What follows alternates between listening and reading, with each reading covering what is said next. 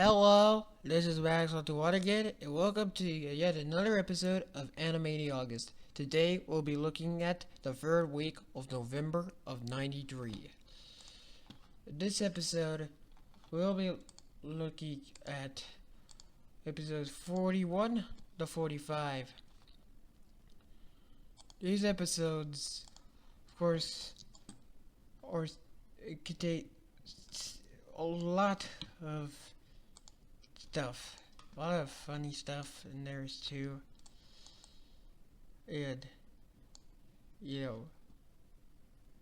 I feel as though you'll do it. So let's get on with it.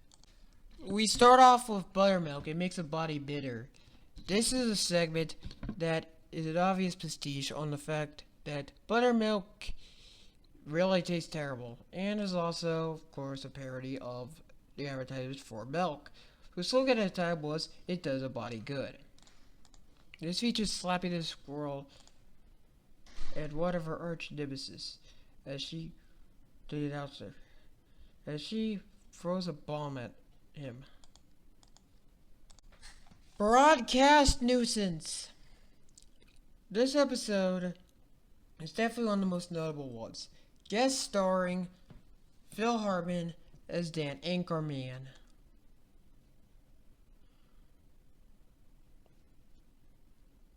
But also the fact that a lot of the violence had to be toned down before its initial airing because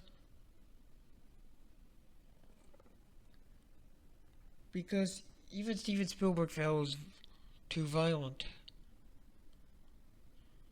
Alongside this, the anchor's name was originally Slam Fondlesome, which the writers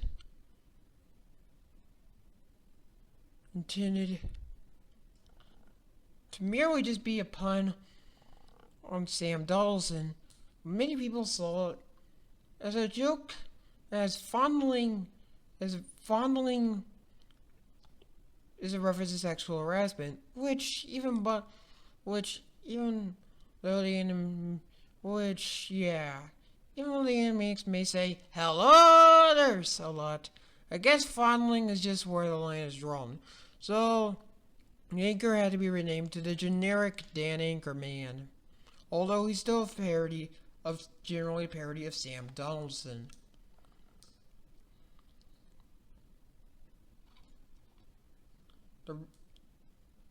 This version appears on the DVD releases and on Hulu, although the original has been known to rerun on international syndication. But, a lot of this is just the Warners being annoying at the new studio.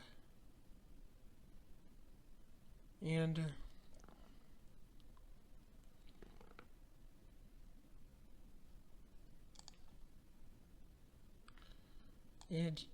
yeah, it's definitely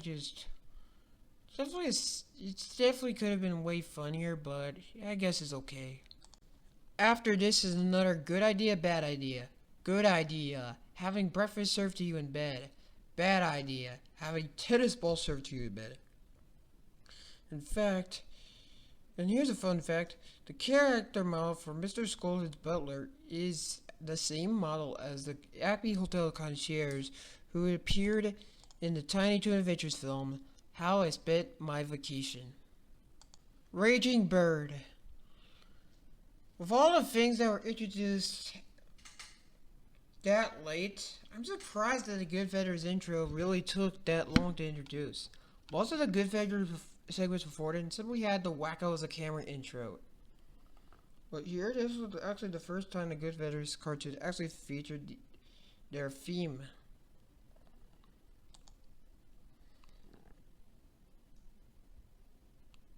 And this also has a cameo appearance of Wacko Warner, after Pesto calls Bobby a wacko. A similar gag would later be used for an episode of their sister show, Freakazoid. This is also generally a parody of the film Raging Bull, although the character of Max is a parody more of Burgess Meredith's character from Rocky. And this is also the first appearance of one of the Goodfeathers, Lana, Bobby's girlfriend. The other two would later be introduced in their titular episode. All in all, this of course was a turning point for Goodfeathers, turning from being prestigious as the Goodfellas to just being able to parody any movie possible. Now it's time for a good idea, bad idea. Good idea. Whistling while you work. Bad idea. Whistling while you eat. This segment is definitely notable for two things. One is that it's definitely a direct reference to the song Whistle While You Work from Snow White and the Seven Dwarfs. And another thing is that Tom Bidet, the announcer, actually laughs while saying whistling while you eat. Which is the only time that he literally accidentally laughed while recording one of these narrations. Animator's Alley Part 1. The Warners interview Cappy Cat Barnhouse, an animator from the early days of Warner Bros. Animation. Because the original studio was to make pies, but Lucas suggested they make cartoons instead. He talks about how Rudolph Isaac and Hoot Hardman created the characters of Bosco, the Talking Kid, and Honey.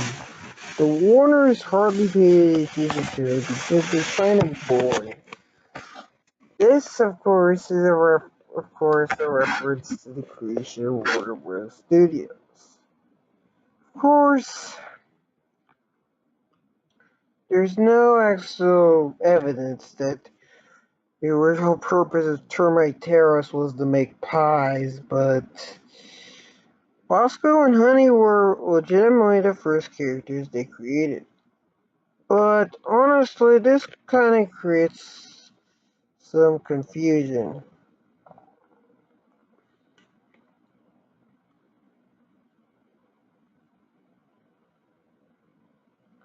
Aren't Jacko Wacko and Dot supposed to be this universe's equivalent of Bosco and Honey? Or were they just happen to be created around the same time, but Bosco and Honey just simply weren't as obnoxious? Who knows? Continues on to part 2, with the tangent continuing on. So the Warners get a television stage and watch the next cartoon, which is Camp by Frill. It stars, oh no, the Hip Hippos. Yeah, I bet people are actually excited to see the Hip Hippos. Not. They want to try dangerous stunts, but Gina and Brio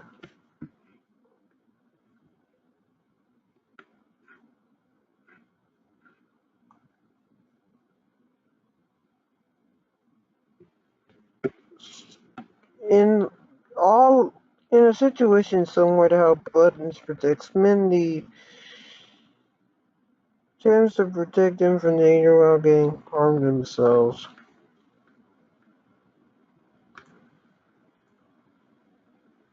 This You combine the two weakest segments of this entire show into one.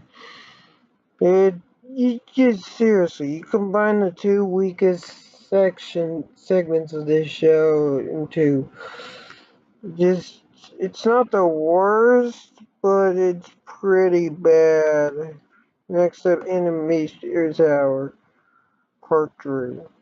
So this segment, they replace themselves with stuffed dummy versions and finally walk out of there. Cutting to the next cartoon. Hoy Woodchuck. It's about a young woodchuck who lives his named Baynards, who leaves his small town in Kansas, changes his name to Charlton, and takes off for the glitz and glamour of Hollywood. But he discovers that an actor is not all it's cracked up to be.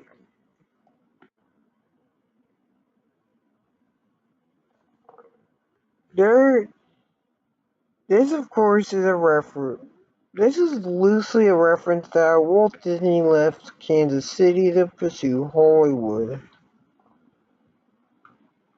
Or either that or a bunch or the movies where, a character from a small town leaves to go work for Hollywood or whatever, I don't know.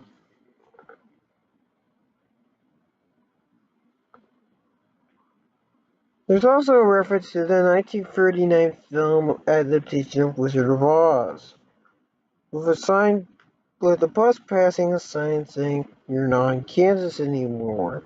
A reference to Dorothy's infamous line from that film adaptation, "Toto, I've got a feeling we're not in Kansas anymore." Floppy Squirrel also makes a cameo. And this is also the only major appearance of this character, and besides Slappy, there's no real recurring characters.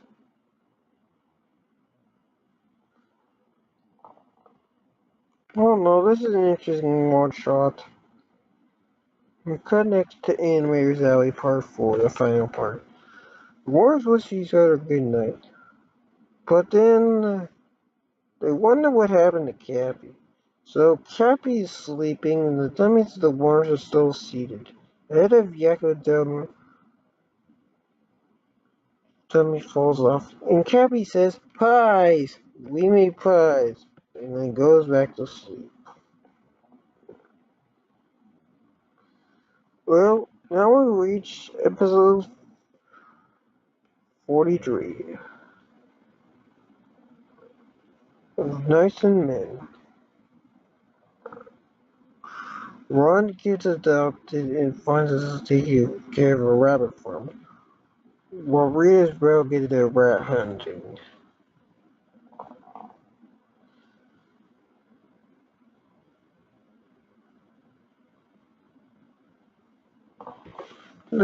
This title, of course, is a parody of Mice and Men. And while the plot doesn't really bear any resemblance to it, the main characters in the novel, George and Lenny, make a cameo, where Lenny is holding the brain from Pinky and the Brain, who states to the camera, "I hate cameos," and says his catchphrase, "Are you pondering what I'm pondering?"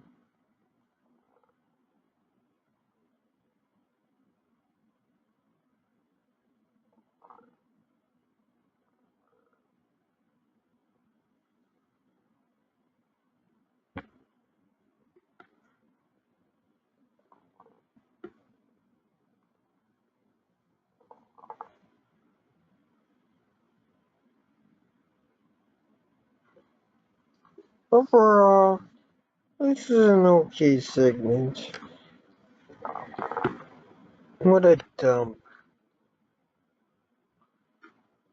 Minnie's mom gets her daughter a brand new doll to play with and throws her old doll out. She, when Minnie sees her doll in the trash, she chases a garbage truck to a landfill and a recycling center, leaving Buttons once again to chase and protect her.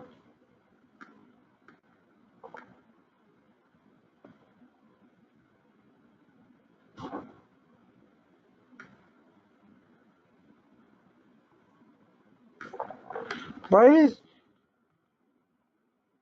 this is also this is animated by Freelance instead of ACOM, and honestly, I can kind of get why ACOM just gave up making these segments.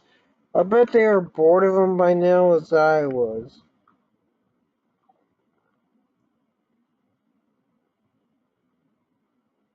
These segments just they didn't work back then and it don't work now. Just so I mean I'm pretty sure I don't think any kid back when Animax was running were excited for Buns and Mindy or the Hip Hippos, but also Buns and Mindy like the kids back then they liked Yakko Wacko and Nuts. They liked Pinky and the Brain. Some of them like Slappy Squirrel. A lot of them like Good Idea, Bad Idea. A few even liked Rita and Runt. But I can't name a single kid who possibly would have liked Buns and Mindy or the Hip Hippos or at least above the other characters. Like, like these segments are just boring.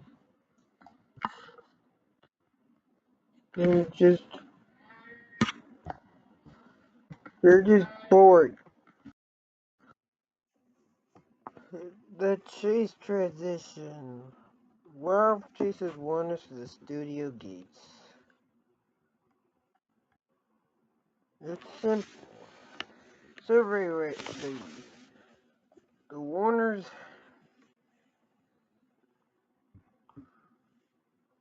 go to the mall to find a perfect birthday gift for Dr. Scratchative. But they constantly get interrupted and pestered by two survey ladies from the Midwest. One is blonde and the other is redhead. Ask them such stupid questions as, do you eat beans or do you want to see newbies of George win? Or do you eat beans of George win? This cartoon is just a series by writer Sari Stoner, who went to the mall once and was constantly pestered and interrupted by two pesky survey ladies. This also references to a few Tiny Toon characters, like Fifi Fume and Baby Plucky. Mr. Skullhead, who originated in Tiny Toons but really became popular in Animaniacs, also made a cameo. Warner's tape recorder explained their mission to find a birthday present. The Dr. Scratchative is the reference to the Mission Impossible TV series. When the Secret Age would get his or her mission on the tape recorder, a self-destruct after it was played. After the war tape played, this tape was self-destructed to 6 seconds. Wacko eats the tape recorder in one gulp, resulting in exploding inside his stomach. There's also references to Oedipus Rex and Freudian slips. You know, just typical anime references. You know, just stuff they would reference. Overall, very fine segment.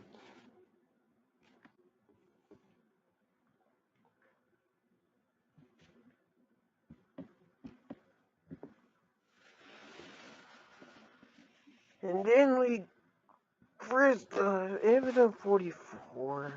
This bridging the bridging segment is really just something is the useless facts. Throughout the episode, I can provide some useless facts. This is often considered sexually fans because it was only featured in this episode. Many people honestly wish they return in other episodes, but I kind of think that just because they had 4 in their first appearance, I mean, Good Idea, Bad Idea only had like 2 in their first appearance. I feel like this was supposed to be a one episode thing. The list, of course, is termites could live up to be 50 years old. Eskimos have more than 100 words for ice, but no words for hello. A shrimp's heart is in its head, and starfish have no brain. Now we get to the census song. want to sing about all five senses, whatever senses of the song, as the song becomes more bizarre and nonsensical.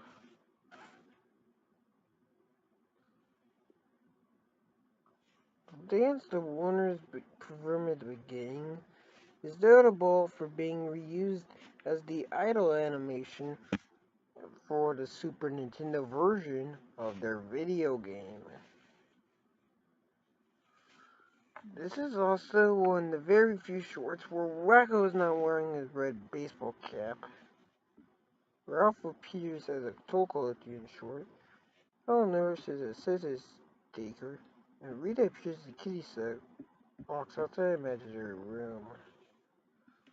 And Scratches if appears as the unfortunate lumberjack. In the cemetery, Piggy the Brave make a brief cameo. This is honestly, one of those songs that, definitely tries to put everything in the one basket. I think it kind of works this way. The world can wait. The brain puts Tia over the world to a halt as she falls in love with a loudmouth named Billy. However, she acts the same as Pinky. So Pinky helps Brain talk to her. One of the scenes, of course, was the use of the intro of the show itself.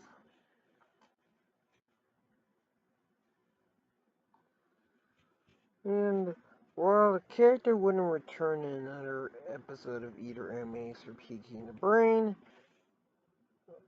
she actually, she, Animaniacs, she would reappear in the spin-off show of Pinky and the Brain once they got their own show, and the DC Animaniacs and Pinky and the Brain comics. This is also the first episode where they don't even try to take over the world. Kiki's kitten. As Dualders discovers Kiki the gorilla, it's calling around Rita because she treats her as she was her own child. This cartoon is a parody of the real-life Coco the gorilla,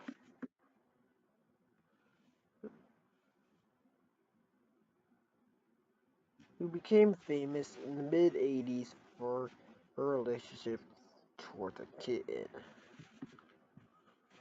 Warners also make a cameo appearance while Ren is sleeping as they were being chased by Ralph.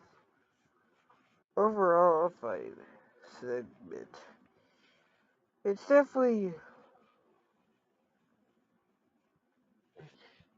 feels around this time that they really wanted to continue writing stuff for Rita, but they just kind of got tired of Runt. I admit it. I kind of get it. Rita is definitely a high class, more interesting character than Runt, honestly.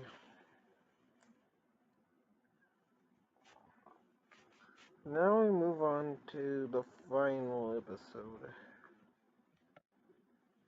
of this edition of Animaniaugust. Star of the Mary Taylor Dot song. Dot stars in a parody of the Mary Tyler Moore old baby sequence. It's another reference to a show I've never watched.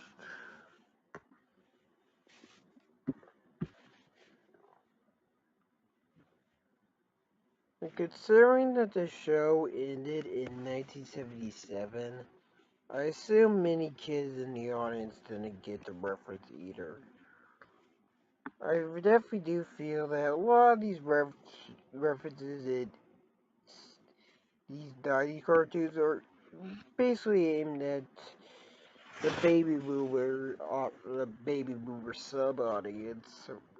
And I just don't think that any kid would, even way back when, would get this reference. Anyway, let's move on to the actual segment. Windsor Hassel.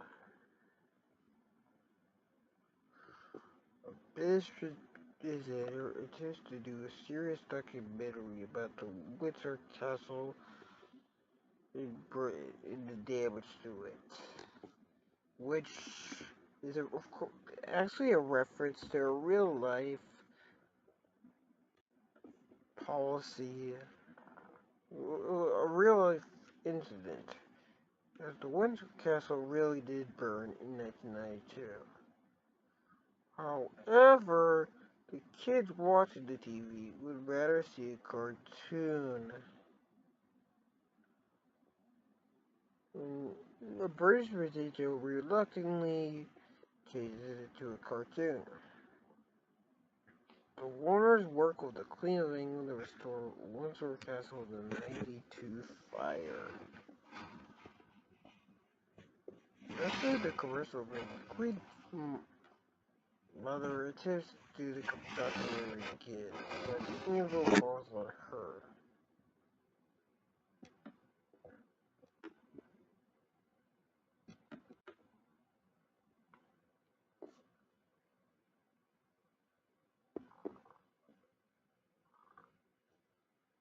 Funny enough is that there's definitely a lot of interesting stuff here. Like Gecko and Wacko saying hello, Queen, and kissing her despite, being portrayed, depicted rather ugly. Here, there's a cameo of Cassidy scene with Granny from Looney Tunes and Elvis from, well, the real world. And it's also notable for Princess Charles and Princess Diana, so boy, raspberries and each other. A reference to their well-publicized feuding that would eventually lead to a divorce in '96. And of course, we get to it just for Slappy. Slappy's on trial for putting Walter Wolf in traction. Both Walter Wolf and Slappy's nephew Skippy Squirrel tell the shorter version of what happened before. Slappy is called to tell the truth. This is a refer. This is a parody of the Japanese film Rashomon, which is a 1950 film directed by Akira Kurosawa,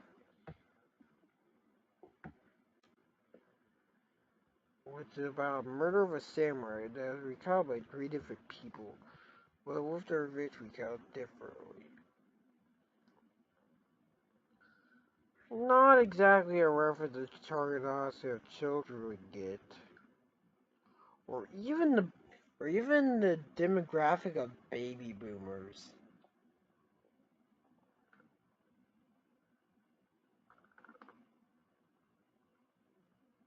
There's also Skippy's memory. Walter says, "What says you have to be a coyote to set traps?" Which is an obvious reference to Wile E. Coyote's main gimmick, setting traps to catch the robber, but always failing. John McCain, the writer, actually provides the voice of Walter Wolf's grandson and lawyer Stephen Wolf, which I find pretty interesting.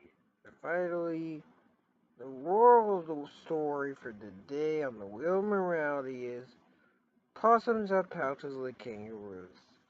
That is true, but I don't think that's necessarily, really. It doesn't have anything to do with the episode, and that's what's hilarious about this. Honestly, thank you for watching this edition of Animaniaugust, and I'll see you guys next time.